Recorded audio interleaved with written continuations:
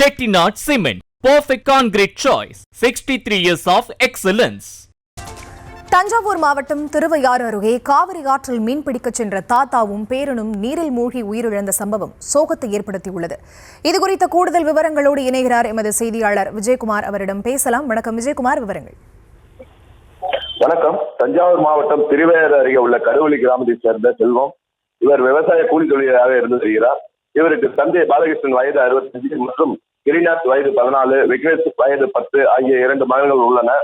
இந்த நிலையை நேற்று வீட்டின் அருகே உள்ள காவிரி ஆற்றுக்கு தாத்தாவுடன் கிரிநாத்தும் விக்னேஷும் மீன்பிடிக்க சென்றுள்ளனர்.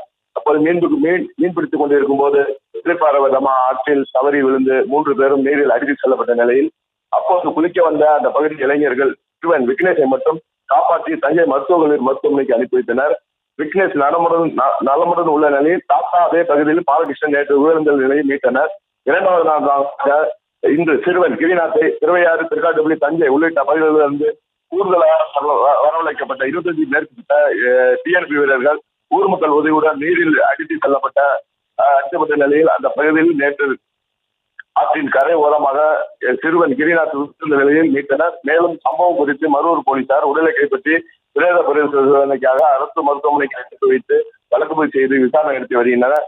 மேலும் ஆற்றில் மூழ்கி தாத்தா மற்றும் பேரன் உயிரிழந்த சம்பவம் அந்த மக்களிடையே பெரும் சோகத்தை ஏற்படுத்தியுள்ளது.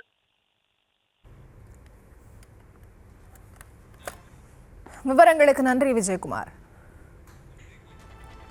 Chettinad Cement, perfect concrete choice. 63 years of excellence.